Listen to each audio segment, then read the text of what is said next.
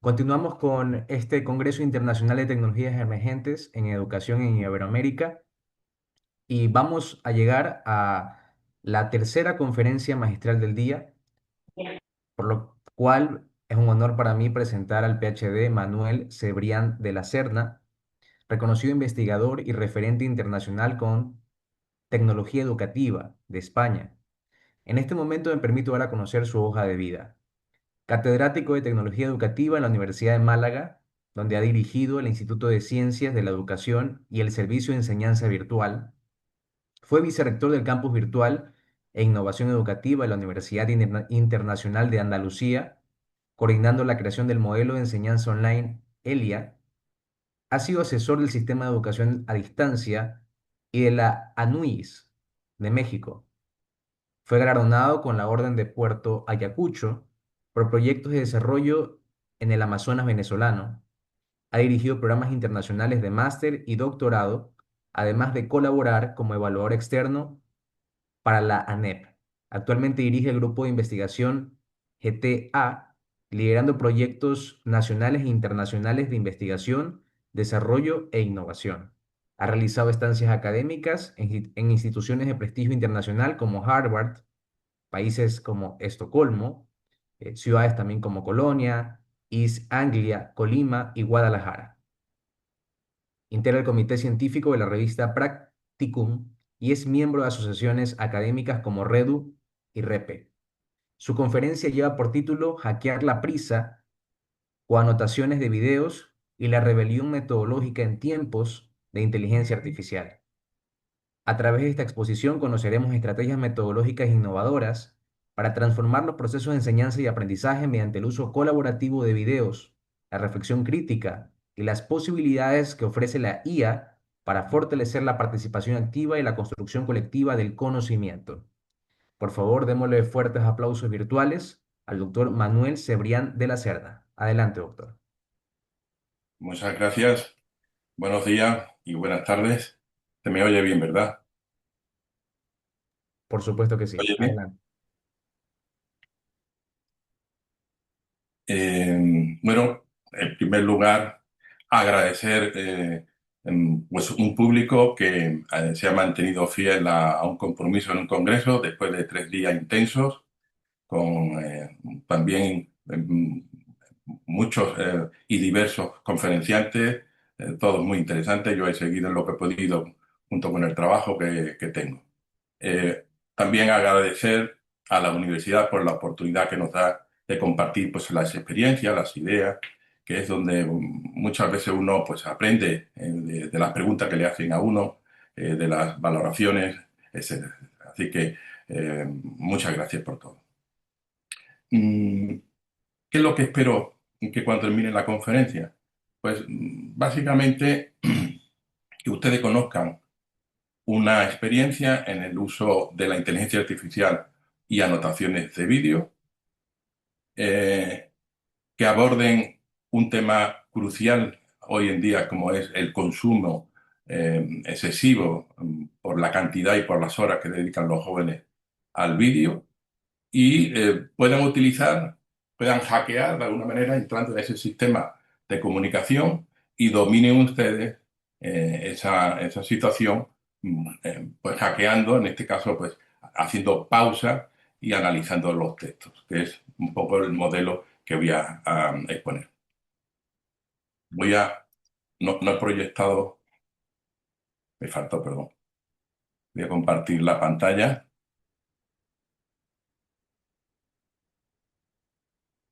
Vale,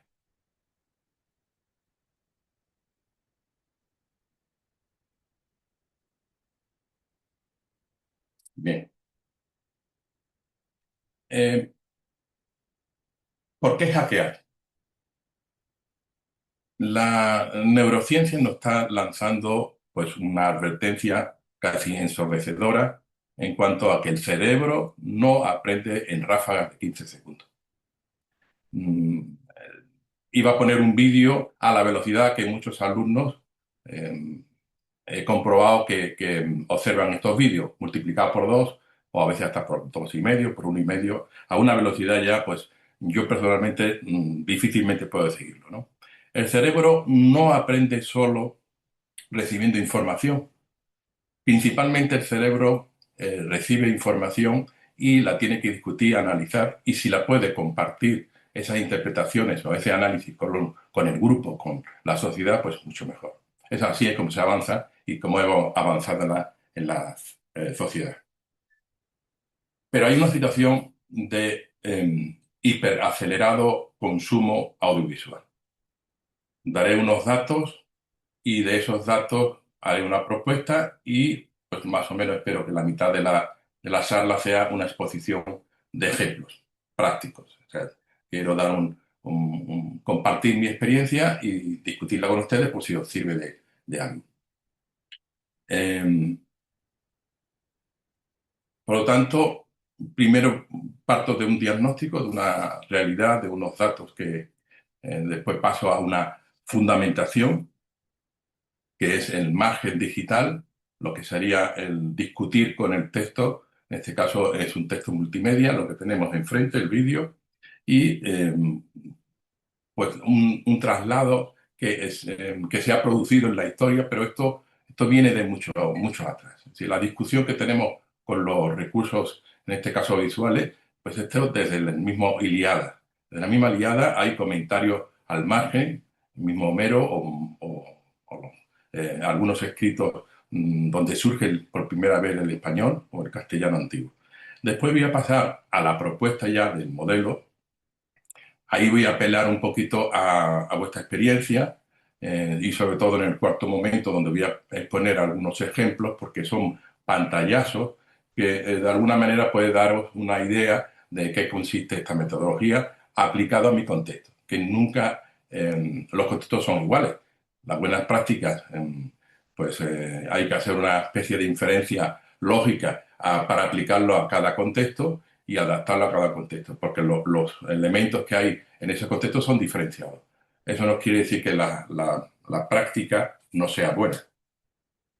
Bien, por último, pues espero que haya un tiempo prudente para trabajar o debatir un poco sobre esta propuesta. Es verdad que vivimos en esta era, vamos a llamarle de delegación cognitiva. Si a un alumno le propones un libro, si le propones un artículo de 20 folios, si le propones pues, un vídeo de 1 hora y lo arrastra a la plataforma de inteligencia artificial y le pide que te haga un resumen, pues es obvio que esa economía de trabajo. Con lo cual, bueno, pues hay una reducción de esfuerzo que trae sus consecuencias. Es verdad que nos hemos obsesionado tanto por optimizar el tiempo, con ir rápido, con consumir contenido a golpe de casi de scroll vertical, que hemos convertido la educación en una especie de carrera de velocidad. Esto no solamente afecta a los alumnos o a los estudiantes, también afecta a los profesores. Y no tengo que decir nada en cuanto a la presión que tenemos en cuanto, por ejemplo, producción científica, en números sobre todo. Bueno, vivimos realmente una paradoja, de mi punto de vista, porque es una sociedad que tiene muchos datos, nunca hemos tenido tanta información. Hay una red de comunicación que nos permite una comunicación instantánea y, curiosamente, cuando abordamos los problemas complejos, ¿m? Nos cuesta trabajo compartir nuestras opiniones, comunicarnos y hacer un análisis en profundidad. Por lo cual algo está fallando. El consumo audiovisual hiperacelerado satura nuestra, digamos, sistema de recompensa con nuestro cerebro, con dopamina muy barata, eh, apaga esa corteza prefrontal, básico para atraer la atención. Por eso hay mucha dispersión en muchos niños TDAH, mal diagnosticado TDAH, es simplemente que tienen una práctica de consumo rápido de imágenes desde pequeño, incluso ya los carritos ya le han diseñado de manera que puedes poner un móvil, una barbaridad desde mi punto de vista. Entonces, claro, todo eso va afectando, va creando y va creando una cosa básica, que es la atención del estudiante. frente a un documento y frente a escuchar al otro y conversar con el otro. Y estos tres o cuatro verbos que acabo de decir es la base de la enseñanza. Bueno, pues en conclusión, esa fragmentación de la atención, según la neurociencia, agota, lo digo en los términos que he leído, los recursos cognitivos, destruye algo que nos hace profundamente humanos, como es la capacidad para parar, pensar, reflexionar, dudar, argumentar, discutir, debatir, etcétera, etcétera. Y eso es un problema, porque esto lo necesitamos en la enseñanza. El conocimiento académico, el pensamiento científico, el espíritu humanístico, perdón, no se cocinan con cámaras rápidas. Por eso la conferencia de hoy no es una charla sobre la tecnología, es una invitación a un acto quizá de insurgencia. Hoy vengo a proponer hackear esa prisa y hackearla con una propuesta que llevamos bastante tiempo trabajando, utilizando la misma tecnología, por eso utilizo la palabra hackeo, porque me adentro dentro de lo que yo sé que hoy atrae tanto como es el lenguaje visual en parte a los alumnos. Bien, en Hispanoamérica es campeona mundial en tiempo de pantalla. Año tras año, una de las regiones más grandes del mundo, e invierte en nuestros jóvenes un tiempo importante en redes sociales y en plataformas de vídeo. Todo lo que dediques en tiempo a esto, pues tiempo que restas pues para otras cosas, como es las relaciones humanas, con la familia, con los amigos, etcétera, etcétera. Preguntarles cuando entré ya en clase, cuántas horas dedican los alumnos a las redes.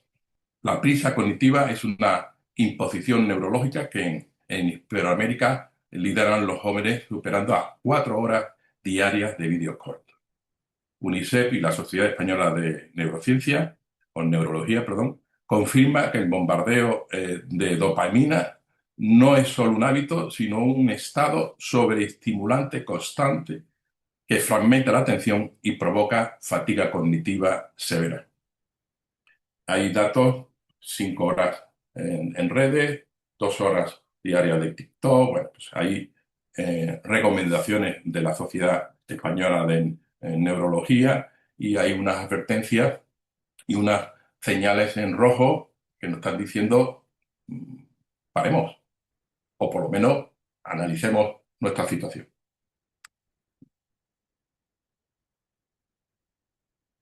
Estos son datos que yo creo que hablan por sí mismos.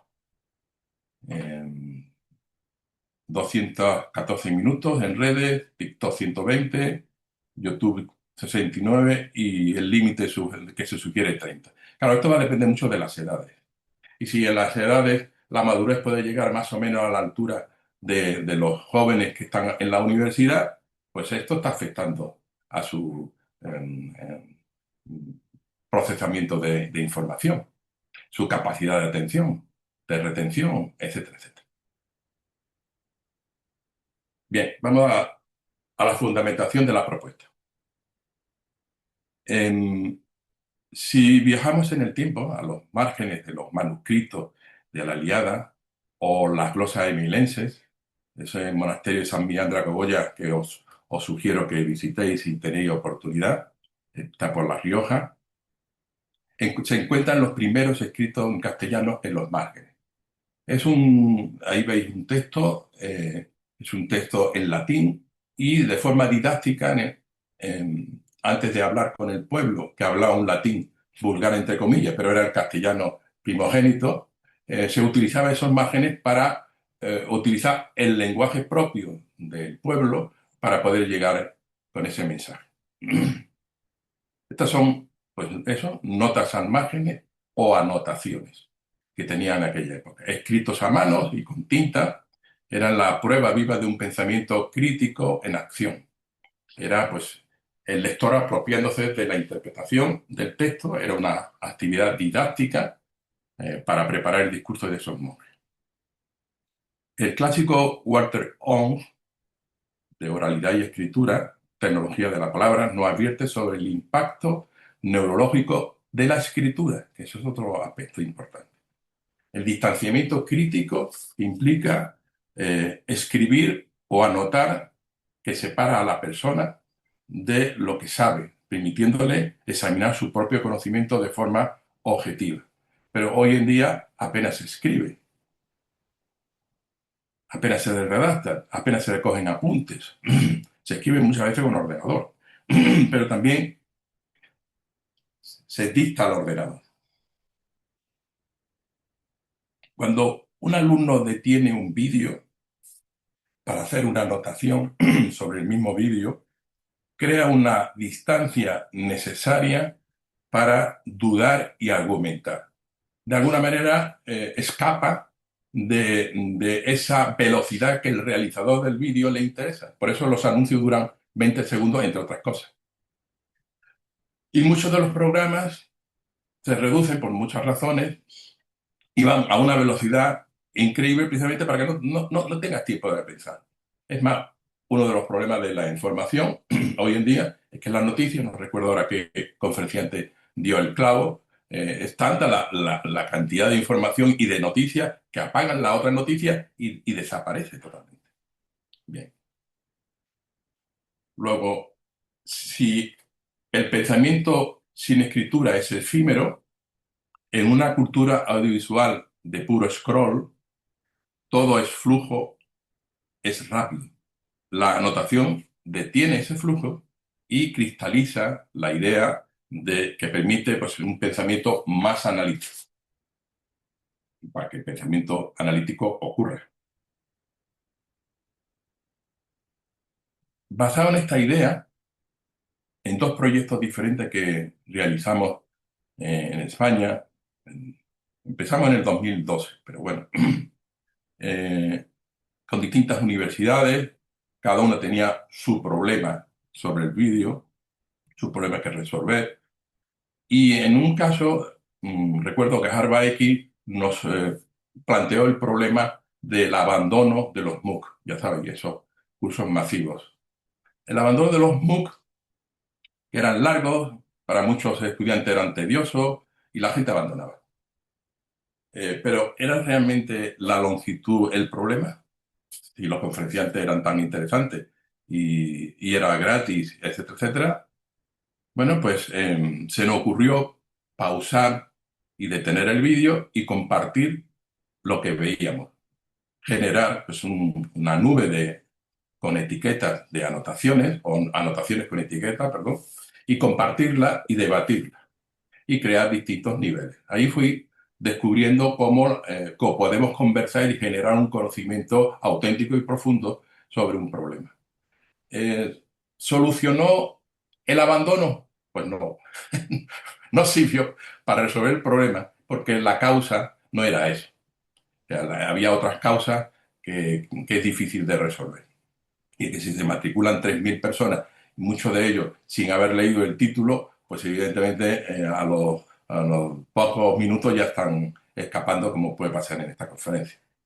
Entonces se nos ocurrió la pausa y nos encontramos, eso sería una serendipia, nos encontramos con dos cosas interesantes. Para mí fue cómo los que se quedaban, que eran siempre más o menos lo mismo, entraba en mayor profundidad en los contenidos.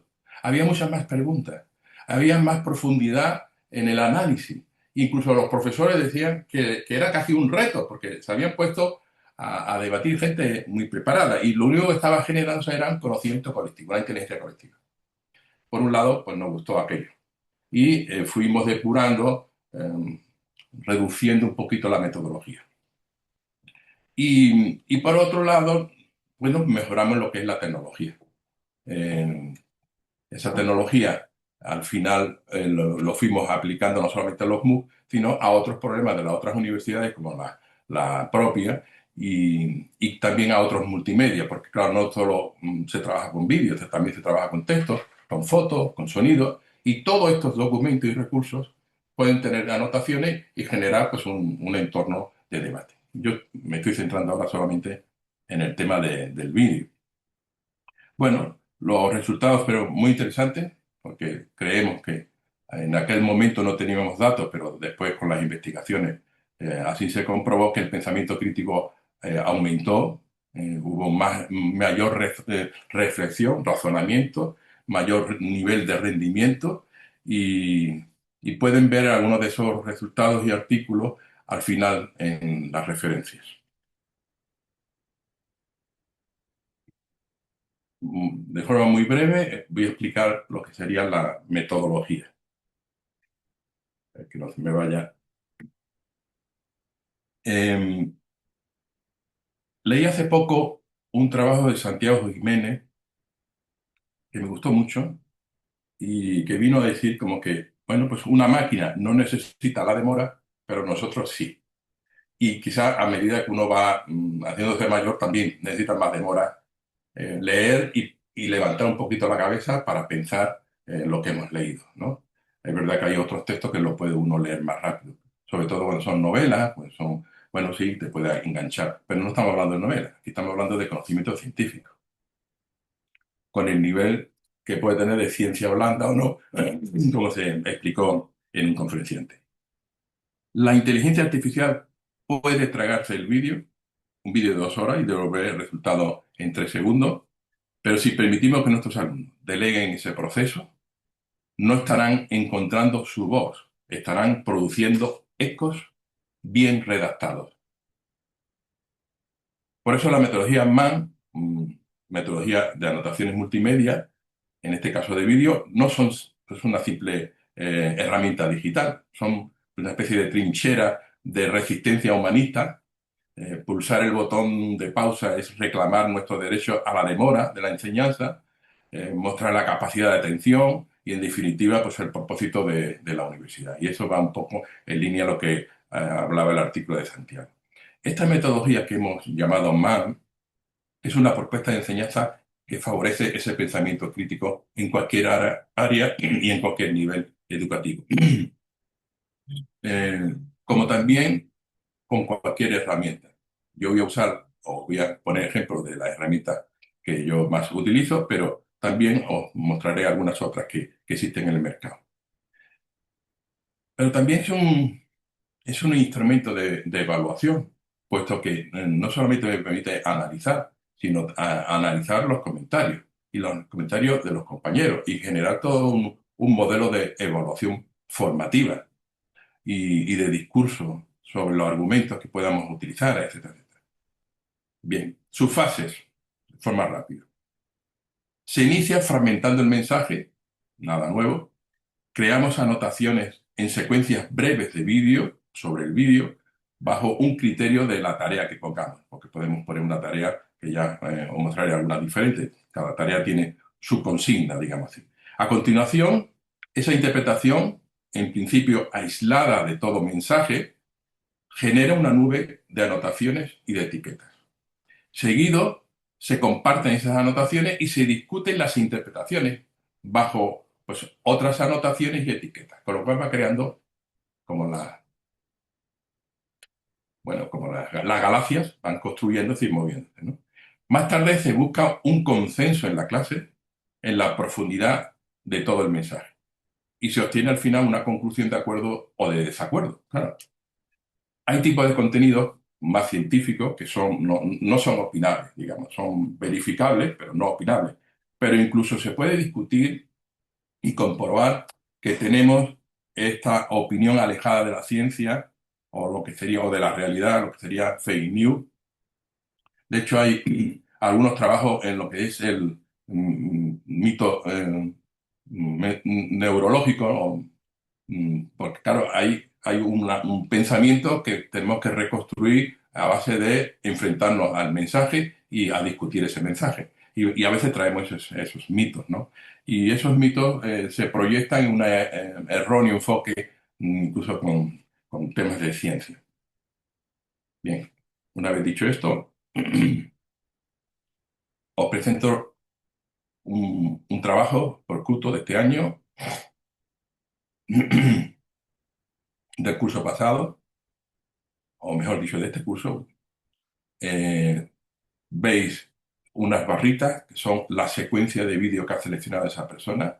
Hay un texto, en este caso tenía que haber borrado el nombre, pero de Claudia, y Ahí abajo del todo, pues una serie de etiquetas y diálogos. A la derecha tenéis o encontráis pues una gráfica sobre opiniones o sobre aciertos o sobre la frecuencia que te describe en los resultados de esa nube de palabras. Vamos a la primera propuesta. El aula invertida. Suelo usarlo como aula invertida, pero incluso también lo utilizo sin mandar la tarea antes de clase, ¿no? Porque normalmente los alumnos quieren acotar en el tipo de clase casi todo, ¿no? Entonces, bueno, pues ahí arranco y claro, tengo el problema de si tengo 40 alumnos o 90, ¿cómo voy a hacer una evaluación formativa? Entonces, todo lo que utilizo, en el caso anterior, pues esos son los resultados de las analíticas con las etiquetas y con la inteligencia artificial aprovecho para hacer un análisis rápido de las respuestas que me hacen, porque la frecuencia, una vez portada, me puede dar una fineza, iba a decir, bueno, una más finura en cuanto a los análisis. También utilizo rúbricas que son rápidas de contestar para evaluar y dar una puntuación en cuanto a que si pido en que entre ellos se valoren y se evalúen. Entonces, al final, es un grupo de 40 o 90 estudiantes. El vídeo es un ejercicio que debe hacerse antes en clase, aunque la retroalimentación es inmediata en el aula. Puedo utilizar una rúbrica para evaluación de pares y normalmente utilizo Connotation y Corrubric, las dos herramientas. Seguimos con una metodología de MAN y frente a un recurso de vídeo podemos utilizar preguntas tipo detective, ¿no? Con las etiquetas para el análisis. Una ventaja de la IA, en este caso con Gemini, pues que me da los resultados inmediatos. Y puedo dar los resultados no solamente del grupo, sino de un individuo. Cosa que antes me era muy difícil plantear un problema y ahora evaluar uno por uno y darle una retroalimentación. Es verdad que hay una retroalimentación entre ellos, después hay una retroalimentación con la IA y por último una con el profesor.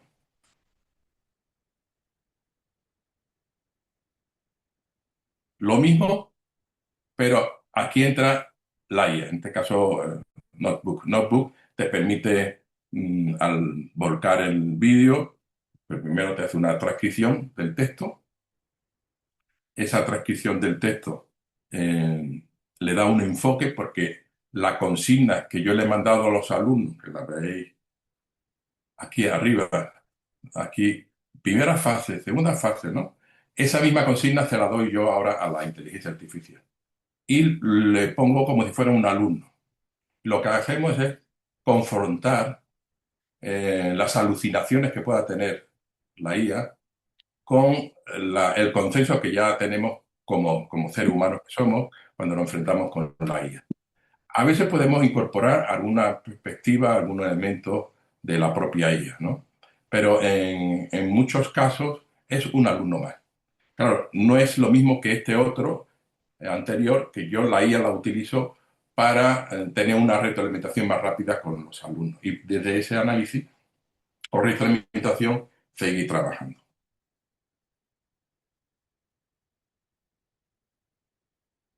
Esos son anteriores a un ejercicio en un aula, digamos así, normal de clase, 40 alumnos o 90, depende del tipo de grupo. Pero donde más hemos trabajado, quizás por mi especialidad o por mi interés en el tema de las prácticas externas, o sea, como le llamáis ustedes, y residencia o por ese estilo, eh, lo hemos trabajado mucho en lo que serían los portafolios. Los portafolios hoy en día pues han pasado del año 84 que empecé, que recopilaban los alumnos de todo, a hacerlo todo hoy con un móvil. Un móvil que tiene inteligencia artificial y que puedo redactar reflexiones semanales, que puedo compartirlas, que puedo evaluarlas, que puedo comunicarnos con otros alumnos. Aquí es donde más quizás hemos visto de posibilidades, pero en este caso no por la inteligencia artificial solo, sino por el recoger evidencias de distintas naturalezas, de distintos códigos. No solamente cuando yo cojo una experiencia de un motor y quiero hacer un análisis de ese motor, sí, puedo utilizar una herramienta que me dicen los problemas, incluso cuando he tenido problemas de fontanería en casa, ¿no? Con la inteligencia artificial. Pues algo parecido lo mismo, si tú estás en la práctica y hay una situación que te permite hacer una grabación o una recogida de datos, pues tú vas acumulando tu desarrollo de tu proyecto en ese portafolio. Aquí tenía algunos ejemplos. Sí.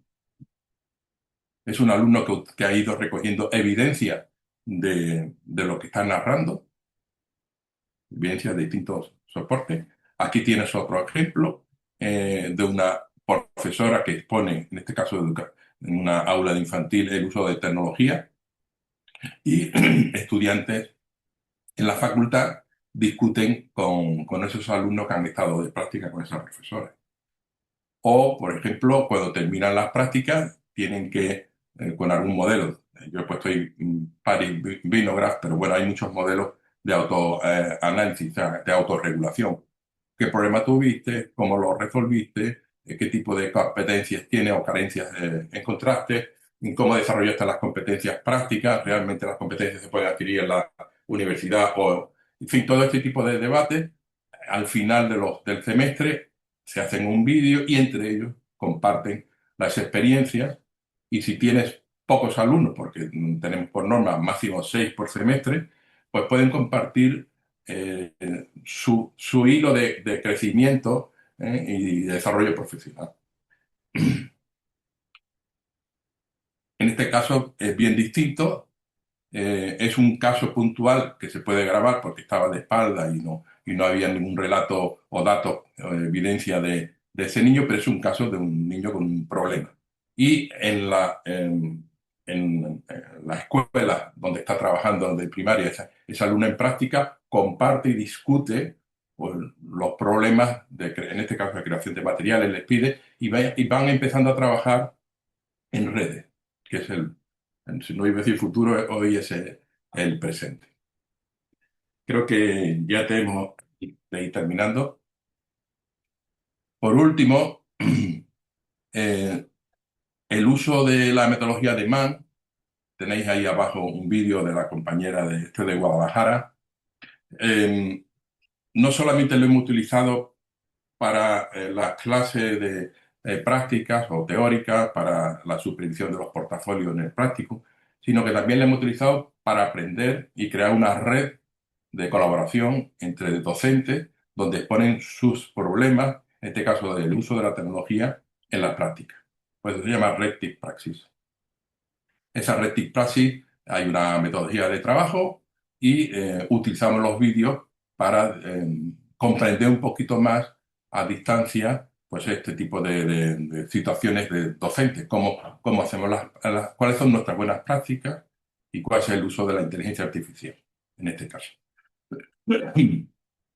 El, la Rectis Praxis está dentro de una asociación que pertenecemos desde hace muchos años y un simposio que para el año que viene me toca como presidente, el 19 Congreso o Simposio Internacional, y ese simposio se hace cada 2 años, hace que son 38 años al menos, donde nos sentamos en un monasterio, en donde hay silencio para poder debatir, discutir y abordamos cada año o cada 2 años una temática. Lo único que sucede es que de ese año hasta el siguiente año, en este caso fue el 25 hasta el 27, ese periodo utilizamos redes de conocimiento, en este caso de Red Practice, que usa solamente la tecnología, y pues este año le ha tocado coordinar a la compañera de México. Son 32 docentes de distintos de enseñanza superior, México, España, Argentina, Portugal, República Dominicana, Perú y Ecuador. Creo que de esta universidad también hay gente participando. Son las comunidades de conocimiento que coordina REPE y hay una producción de revistas sobre las prácticas. Entre ellos tenéis ahí un monográfico sobre el uso de la tecnología, en este caso de la inteligencia artificial, en las prácticas. Y nada más, voy a compartir por Twitter toda la presentación. Le pedí esta mañana, escuchando las preguntas, dije, bueno, pues igual deberían de comprender que el desarrollo que les estoy mostrando no es para que, bueno, lo pueden utilizar porque es gratis, en el sentido del acceso, es gratuito, es un proyecto I+D nacional, por lo cual estamos comprometidos a hacer un producto, es un proyecto I+D más I de innovación, en su momento era bastante innovador, crear anotaciones de vídeo sobre el mismo vídeo, se ha ido mejorando y eso tiene que estar abierto a público. Es una cuestión ética de cuando aceptan los proyectos. Y afortunadamente también el MIT y las demás universidades de Harvard tienen la misma política. Pero hay otras herramientas muy interesantes que yo he utilizado. Lo único que, bueno, pues cada uno utiliza la herramienta que le conviene para su contexto. Y la nuestra, pues la facilidad que tenemos es que podemos ir acumulando una serie de ventajas y de mejoras y la vamos haciendo. Y por mi parte, nada más, al final de la presentación, algunos artículos y referencias sobre lo que he dicho y nada más. Muchas gracias. Muchísimas gracias, doctor Manuel Cebrián, por esta gran exposición. Abrimos el espacio de preguntas para que los usuarios conectados 154 puedan realizar sus consultas en este momento. Puede hacerlo a través de el chat de Zoom o levantar la mano para poder intervenir. Perdón. Mencionaba, doctor, que los usuarios conectados pueden realizar sus preguntas a usted para algún tipo de aclaración, duda, recomendación, de acuerdo a lo explicado en su charla magistral.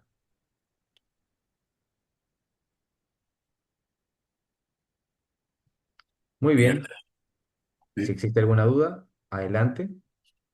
Sí, nos hacen una pregunta, doctor, la leo en este momento. ¿Nos podría comentar cómo podemos unirnos, perdón, a las redes como Red TIC Praxis? Mm, bueno, las redes, en este caso de redes, porque hemos ido generando bastantes redes, y porque ahí aprendemos todos, ahí es horizontal, y entonces normalmente esperamos el principio del Congreso. Cuando termina el Congreso, eh, hay propuestas libremente, pues quisiera yo liderar, y si hay varias propuestas, pues se evalúan o se valoran y ahí arranca. Y hay un compromiso escrito de que cuando vas a participar, pues vas a participar. Esas redes, a la redundancia, ¿no? Esas redes están muy orientadas a la producción científica. No solamente compartimos experiencias, se hacen módulos, webinar, se comparten, bueno, pues, sino también se hacen investigaciones. Y entonces, esas investigaciones, o esos estudios, o esas experimentaciones y valoraciones, se producen artículos y hay unos compromisos y unas tareas que desde el principio hay que aceptar. Ahora mismo está en la mediana de los 2 años, porque hasta el año que viene no se termina. Pero hay posibilidad, no lo sé, dependería del número, porque yo soy muy respetuoso con el grupo. Ahora mismo hay unos 40 que están funcionando como una máquina, nada más que tenéis que ver la producción que hay, y claro, va a depender mucho del número. ¿Eh? Pero bueno, yo le puedo pasar si hay algún interés especial. Muchísimas gracias. Tenemos otra pregunta, doctor. ¿Cómo permite la metodología MAM transformar un mensaje multimodal en conocimiento compartido mediante el microanálisis, la reflexión entre pares y el debate colectivo? Bueno, es una pregunta muy genérica, evidentemente. Mm, si tendríamos que poner un ejemplo. Recuerdo que los primeros ejemplos que utilizamos era el tema de competencia. Hay muchos profesores que todavía no tienen muy claro qué es esto de la competencia, o cómo se puede observar una competencia, o cómo se puede evaluar una competencia, o cómo se puede identificar qué competencia es la que está desarrollando un alumno u otro. A la hora de evaluar, utilizamos muchos documentos y le preguntamos a los alumnos por escrito muchas cosas, ¿no?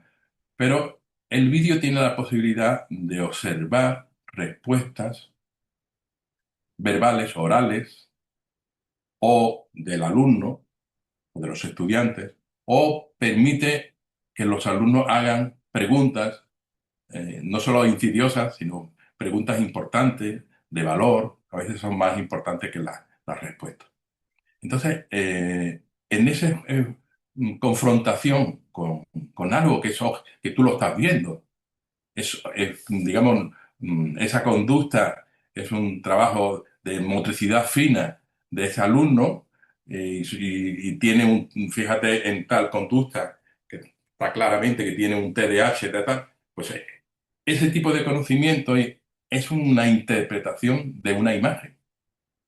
Y esa interpretación es más fácil de discutir en un primer momento. Entonces, es bueno, pues aprovecharse del que el vídeo visualiza más objetivamente algunas cuestiones interesantes y otras no, porque muchas veces hay mucha información en el vídeo, pasa muy rápido y le faltan detectar conductas verbales o la intersección de música que de repente aparece, que está complementando o dando a entender ciertas respuestas orales o no, o la tensión de ciertos sonidos. Entonces, claro, permite desentrañar el mensaje inicial del realizador y el profundo también. No sé si le he respondido. Por supuesto, doctor. Justo acabamos de leer la pregunta y está correctamente respondida. Queremos, por favor, aprovechar este momento para hacer una captura de pantalla para registrar una fotografía de este evento. Nos permiten, por favor, todos encendiendo su cámara, ubicando la cámara también de una manera que se pueda ver muy bien su rostro y sonriendo a la cámara a la cuenta de tres. Muy bien. Uno, dos, tres. Muchas gracias a todos. Y antes de continuar al siguiente punto, doctor, nos aparece otra pregunta que quisiera leerla. ¿Cómo se utilizaría la anotación de videos en una clase sincrónica? ¿Sin qué? Perdón. ¿Cómo No, se utilizaría la anotación de videos en una clase sincrónica? asincrónica. Bueno, puede hacerlo asíncrono y síncrono. De hecho, ahora mismo podría compartir un vídeo y podríamos hacer anotaciones y van acumulándose las anotaciones con las etiquetas y puedes ir viendo todas las anotaciones en el momento. De hecho, yo lo suelo utilizar más en vivo, ¿no? Le digo, tenéis 10 minutos, ya traen su auricular, porque si no, la clase es una locura. Y después yo muestro en la pantalla las anotaciones y vamos analizando. Mm, ¿Qué es lo que se aprende? Pues no solamente se aprende en hacer un análisis interesante, sino en el cómo planteas tu discurso, tus explicaciones, o incluso si le pides buscar recursos que argumenten o fundamenten el por qué tú opinas así, pues el mensaje de interpretación es más enriquecedor, ¿no? Bueno, pues esto lo proyectamos y es en vivo, es en vivo. Va a depender mucho de los tiempos. Claro, cada tarea, y depende del ritmo que tú quieras hacer y de profundidad en esos análisis, pues claro, si tienen que ahora buscar en Internet eso que dicen, dónde argumentarlo, bueno, pues al final muchas veces la clase se convierte en un aprendizaje instrumental, pero que es básico hoy en día, porque muchos chavales no saben buscar información. Todos se lo quieren preguntar a Google y ya está. Y claro, no es. O ahora a la IA y ya está. No. ¿No? Entonces, bueno, en muchas de las consignas les obligo a que busquen en artículos científicos, les doy incluso algunos artículos para que me obligue a leer. eh, Hago competición, es que depende de los grupos. Tengo grupos, otros, algunos de primero, que le encanta eso de competir. Entonces, bueno, pues le marco con tiempo y lo hago en vivo. Perfecto. Ingeniera Mariuxi Eras Ortega tiene una consulta para nuestro expositor. Adelante. Muchísimas gracias, doctor Víctor. También agradecerle, doctor Manuel, excelente exposición y me llevo pues muchas anotaciones aparte, ¿no? De realizarlas también con mis estudiantes y compartir. Tenía una pregunta tal vez un poco más técnica, ¿no?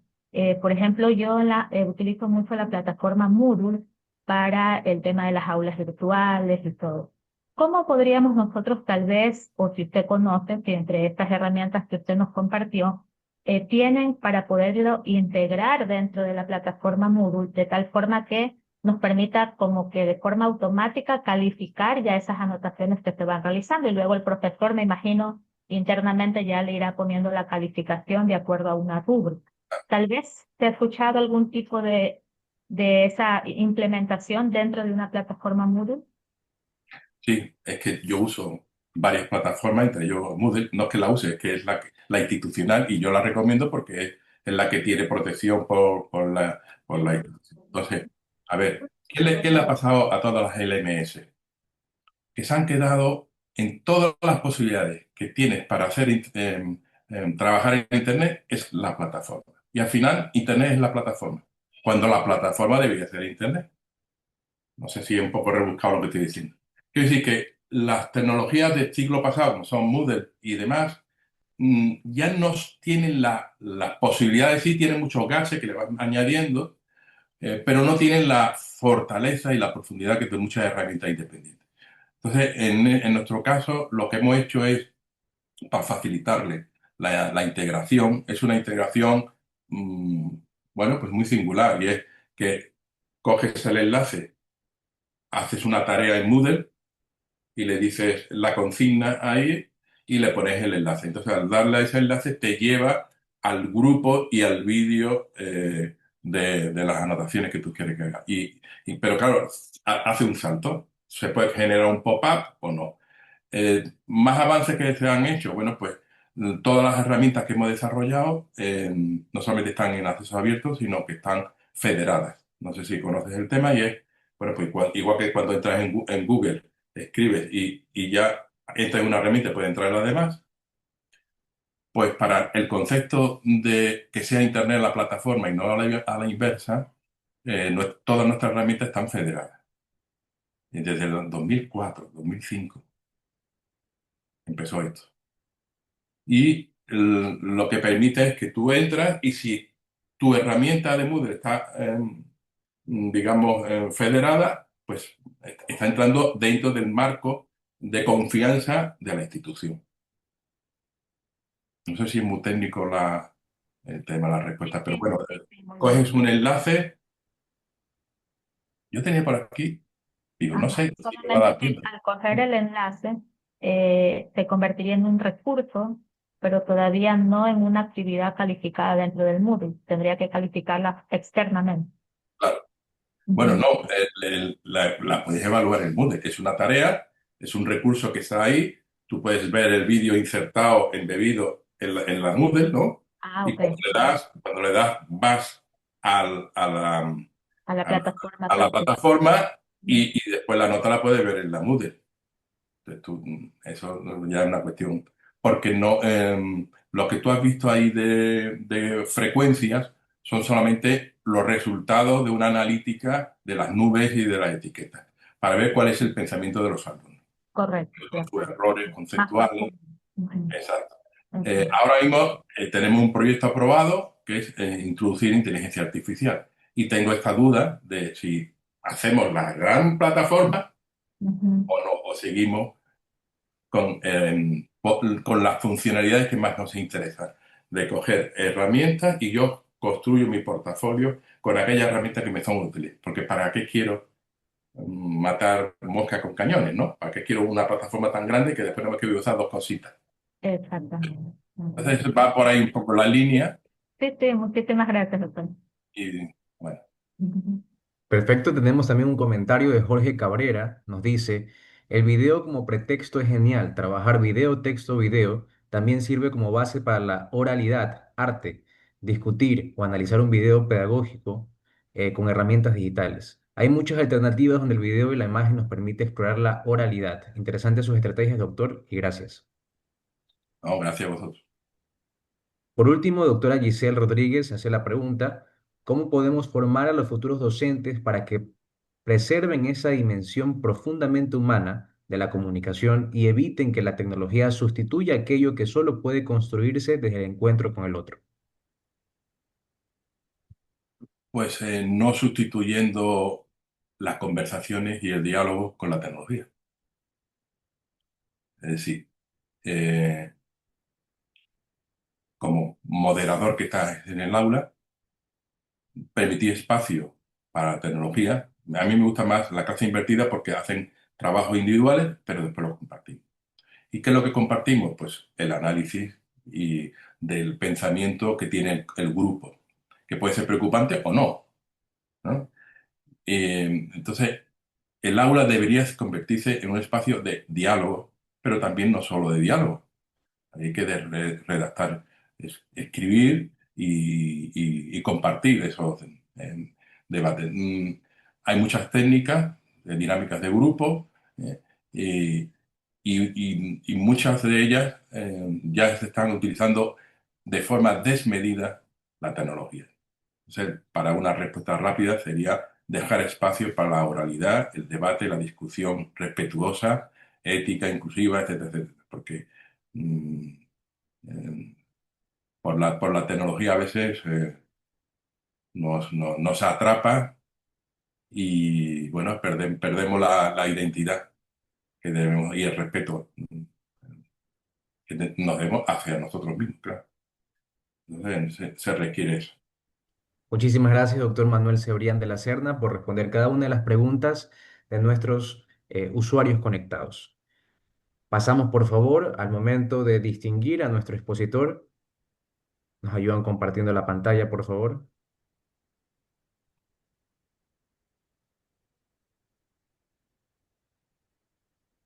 para dar lectura a este reconocimiento que hemos realizado.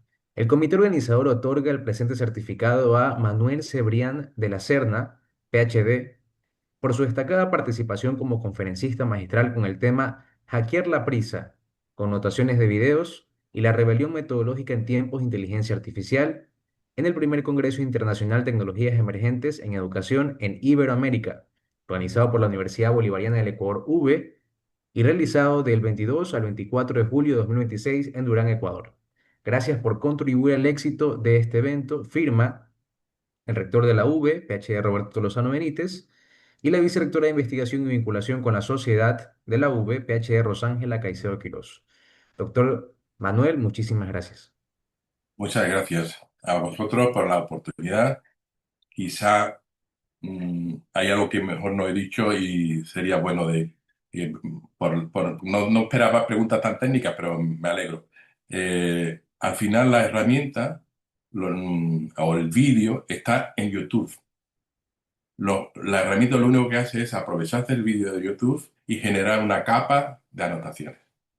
Y esa capa de anotaciones está controlada por el profesor o el autor, puede ser un alumno, el que esté ahí organizando. De manera que está utilizando un soporte que en este caso es externo y ocupa muy poco espacio y tiene una funcionalidad tremenda, ¿no?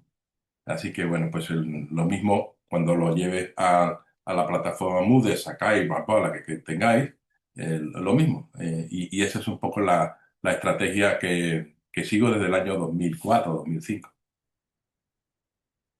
Muy amable, doctor. Excelente participación. Continuamos con el programa de este evento y llegamos al momento de realizar la relatoría institucional del primer Congreso Internacional Tecnologías Emergentes en Educación en Iberoamérica, TEI 2026. Innovación, inteligencia y transformación educativa. Me permito leer la relatoría institucional en este momento. Durante 3 jornadas, el primer Congreso Internacional Tecnologías Emergentes en Educación en Iberoamérica, TEI 2026, se consolidó como el primer evento internacional del Instituto Latinoamericano de Futuros de la Educación de la Universidad Bolivariana del Ecuador. Este encuentro tuvo como propósito generar un espacio para el análisis, la discusión y la difusión de investigaciones, experiencias e innovaciones relacionadas con las tecnologías emergentes, promoviendo su integración crítica, ética, inclusiva y pedagógicamente pertinente. Las conferencias magistrales permitieron abordar los principales desafíos de la transformación educativa contemporánea, Julio Ruiz Palmero reflexionó sobre el uso responsable de la inteligencia artificial. Mariana Buenestado Fernández destacó su articulación con el diseño universal para el aprendizaje. Y Jairo Lugo Cando analizó los cambios en la comunicación durante la era de la inteligencia artificial. Antonio Martínez Arboleda planteó la necesidad de garantizar la sostenibilidad del conocimiento, mientras que Rosely Atencio González subrayó la importancia de humanizar la tecnología. Asimismo, Carlos Alario Hoyos examinó el impacto de la IA generativa en la educación superior. Débora Broca invitó a repensar la innovación de la relación entre algoritmos y subjetividades. Rashid Tariq presentó el valor de los recursos educativos abiertos para América Latina. Y Manuel Cebrián de la Serna propuso desacelerar los procesos educativos para recuperar la reflexión y el aprendizaje profundo. Los talleres desarrollados por Carlos Enrique George Reyes sobre el diseño de experiencias educativas con inteligencia artificial y por Ari Torralba sobre el enfoque Maker permitieron trasladar estas reflexiones hacia propuestas prácticas, creativas y centradas en el aprendizaje activo. Este congreso reafirmó que la innovación educativa no consiste únicamente en incorporar tecnologías, sino en utilizarlas para construir una educación más humana, inclusiva, ética y transformadora. Agradecemos a las autoridades, conferencistas, talleristas, ponentes, integrantes de la comisión científica y participantes que hicieron posible este primer encuentro internacional del ILFE. Confiamos en que los conocimientos y vínculos construidos durante estas jornadas se conviertan en nuevas oportunidades de investigación, colaboración e innovación para los futuros de la educación en Iberoamérica. Toda innovación educativa debe ser una rebelión a favor de la humanización. Muchísimas gracias a todos por participar de este congreso y queremos ahora darle la palabra al director de investigación de la Universidad Bolivariana del Ecuador, el PhD Rafael Soregui, para que haga la clausura del evento. Adelante, doctor. Muchas gracias, Víctor. Gracias a todos. Buenas tardes con todos. Vamos a leer para hacerlo más preciso y conciso. Muy estimadas autoridades, conferencistas nacionales e internacionales, docentes, investigadores, estudiantes e invitados. Al llegar al cierre de este primer Congreso Internacional, deseo expresar en nombre de las autoridades de la Universidad Bolivariana del Ecuador nuestro más sincero agradecimiento a todos quienes hicieron posible este espacio de encuentro, reflexión y construcción colectiva del conocimiento. Durante estas jornadas hemos compartido ideas, experiencias y evidencias que nos recuerdan que la educación enfrenta desafíos sin precedentes, pero también oportunidades extraordinarias.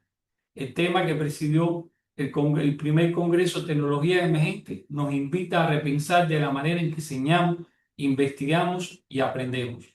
Hoy comprendemos que innovar no consiste únicamente en incorporar nuevas tecnologías, sino en transformar nuestras prácticas, en cuestionar paradigmas y construir experiencias educativas más humanas, inclusivas y pertinentes. En un mundo caracterizado por la inmediatez y el cambio constante, significa recuperar el valor de la reflexión, del pensamiento crítico y del aprendizaje profundo, elementos esenciales para formar ciudadanos capaces de responder a los retos de nuestros tiempos. La Universidad Bolivariana del Ecuador reafirma, mediante este congreso, su compromiso con una investigación que trascienda las aulas y genere impacto social. Creemos firmemente que la investigación, la innovación y la cooperación académica constituyen pilares fundamentales para fortalecer una educación de calidad y contribuir al desarrollo sostenible de nuestra sociedad. Como afirmaba Nelson Mandela, la educación es el arma más poderosa que puedes usar para cambiar el mundo. Esa frase cobra hoy más vigencia que nunca. La transformación educativa no depende únicamente de las políticas o de la tecnología. Depende, sobre todo, del compromiso de cada docente, investigador y estudiante con una educación que inspire, incluye y transforme vidas. Que las reflexiones compartidas durante este congreso no permanezcan únicamente en nuestras memorias o en las actas del evento, que se convierta en proyectos de investigación, en innovaciones dentro de nuestras aulas, en redes de colaboración y en acciones concretas que fortalezcan la formación de la nueva generación. A todos los ponentes por compartir generosamente sus conocimientos, a los organizadores por su dedicación y a cada participante por su entusiasmo y compromiso y nuestro profundo reconocimiento y gratitud. Aquí deseo hacer un paréntesis y agradecer al doctor Carlos George, que es, digamos, el que ha llevado el peso importante en esta, primero, en seleccionar y en buscar los ponentes, los conferencistas maestrales que han dado realmente cátedra con relación a las problemáticas que toca este evento. Todos, sin excepción, nuestro agradecimiento y nuestra gratitud por utilizar de su tiempo, que es escaso, dedicarnos tiempo realmente a nuestro congreso.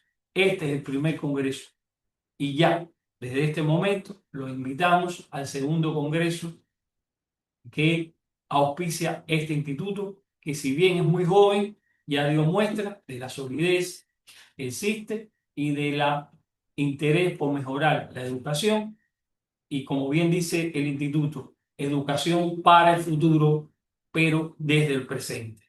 Muchas gracias a todos de parte de todas las autoridades de la UE y, insisto, gracias, Carlos George, por haber dado este impulso a este congreso, aún formándose el instituto. Gracias a todos. Muchísimas gracias por participar.